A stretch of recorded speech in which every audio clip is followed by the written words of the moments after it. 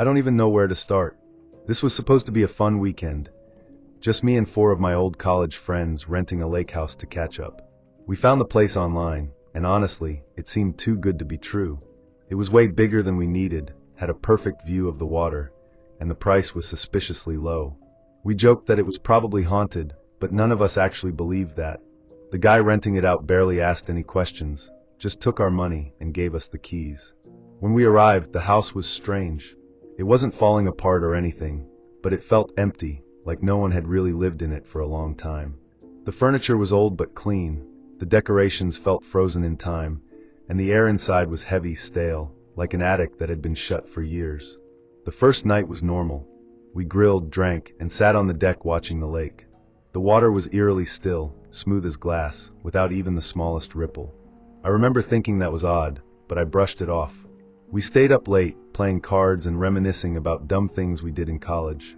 At some point, I stepped outside for some air. That's when I noticed the silence. Not just quiet, total, unnatural silence. No wind, no insects, nothing. It felt like the world had paused.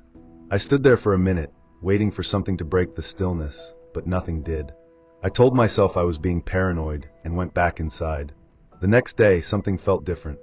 The house didn't just feel empty anymore, it felt occupied. The air was thick, like the place knew we were there. Maybe that sounds stupid, but I couldn't shake the feeling that we weren't alone. I didn't say anything because no one else seemed to notice. We spent the day outside, swimming and hiking, trying to make the most of the weekend. But looking back, I think the weirdness had already started. We just weren't paying attention. There were small things. The fridge door was slightly open when no one had used it. Jake swore he heard footsteps upstairs while we were all outside. My phone was moved from where I left it. Nothing huge, just little things that made us pause for a second before brushing them off. We told ourselves it was an old house, our imaginations, nothing serious. But that night, something happened that none of us could explain away. We were sitting on the deck again, drinking and talking, when I noticed the first candle. A tiny flickering light, barely visible on the water. Then another, and another. Small, white candles floating toward us in an almost perfect line. They drifted closer, slow and steady, unbothered by the wind or current. It was mesmerizing but unsettling. At first, we thought they were reflections. But no, they were real. Sarah, who grew up near lakes, suggested it might be some kind of local tradition, maybe a memorial. That made sense. No one was scared, just curious. We tossed around theories. Maybe it was a ritual, a festival, or some weird lake town thing. But as we watched, I started feeling uneasy. The candles were too precise. Then I saw it, just beyond the furthest candle, a figure, standing knee-deep in the water. I didn't say anything at first because I wasn't sure if I was imagining it. But then Jake muttered, "Do you see that?" The others followed his gaze, and suddenly, no one was laughing. There was a person, standing completely still in the dark water, facing us. My stomach clenched. It was too dark to make out details, but the shape was human. I wanted to believe it was a fisherman, but they weren't moving. Just standing there, half hidden by the darkness. No flashlight, no sound, no reason to be there. Then, without a sound, the candles started going out. One by one, in perfect sequence. As if something, was blowing them out slowly, deliberately. The last one flickered, then disappeared. That was enough. We rushed inside and locked the doors.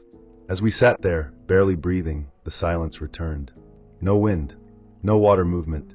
Just the house, the lake, and the feeling that something had noticed us. The next morning, we all woke up feeling like we hadn't slept at all. There was this heaviness in the air, like the house itself was pressing down on us. No one spoke about what we saw the night before, but I could tell it was on everyone's mind. I checked the lake from the window, nothing. Just still black water. For a second, I convinced myself we imagined it all. Then Sarah opened the front door. There were wet footprints on the porch. They weren't ours. None of us had stepped outside since locking the doors. The prints were bare, human feet, leading from the lake, stopping right in front of our door. Like someone had walked straight out of the water and stood there for hours. We all just stared. No one moved. No one had an explanation. Jake laughed nervously and said someone was messing with us, but no one really believed that. There were no other houses nearby, no boats on the lake, no signs of anyone else around. Just us. The thought made my skin crawl. The rest of the day was worse. The house felt heavier, like something unseen was pressing against the walls. Objects weren't where we left them. The lights flickered, and the feeling of being watched never went away. It wasn't paranoia anymore. It was real. By sunset, we decided we weren't staying another night. We barely spoke that night. No one wanted to talk about the candles, or the figure, or the footprints. We just knew. Something was wrong. At some point, the electricity cut out, just for a few seconds. But in that brief darkness, I swore I heard something inside the house. Not movement, breathing. The air was thick, cold. I clutched my blanket, listening, waiting for it to pass. No one moved. No one spoke. We were all pretending to be asleep. But we weren't. Then, outside, soft splashes, like footsteps in the shallow water. I wanted to believe it was the wind, but I knew better. Something was there, standing in the lake, watching the house. The night stretched on, endless and suffocating. We just had to make it to morning. We should have left that morning. Every instinct in me was screaming to get out, but we told ourselves we were being paranoid. We had one night left. We could push through it, stick together, and laugh about it later. That was the biggest mistake we made. By the afternoon, the house felt unbearable. The air was too thick, heavy with something unseen. The silence wasn't natural anymore. It felt forced, like the world outside was holding its breath. We avoided looking at the lake. I think we all knew that if we did, we might see something standing there again. We decided to sleep in the same room, all 5 of us. It felt childish, but no one argued. We moved mattresses to the living room, keeping the fireplace lit, as if the light could protect us. No one said it, but we were all listening, waiting. And when night fell, the house came alive. It started with the floorboards creaking upstairs. Slow, deliberate steps, like someone was walking from room to room. We tried to ignore it. Maybe the house was settling, maybe it was an animal. But then the footsteps reached the staircase. Jake whispered, "No one's upstairs, right?" No one answered. We just listened as the footsteps descended, one by one, growing closer. I clutched my blanket, heart pounding.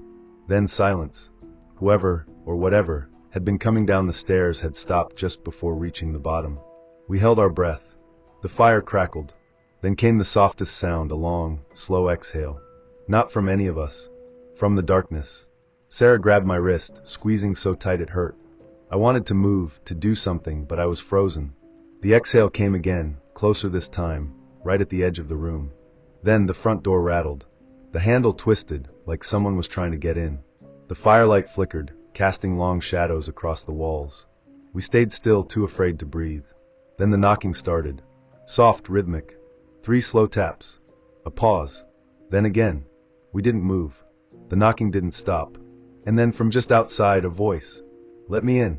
It was barely above a whisper, but we all heard it. It wasn't pleading. It wasn't angry. It was patient, like it had all the time in the world. The knocking continued. The voice came again. "Let me in." And then the worst part. The doorknob turned. This time it wasn't just rattling.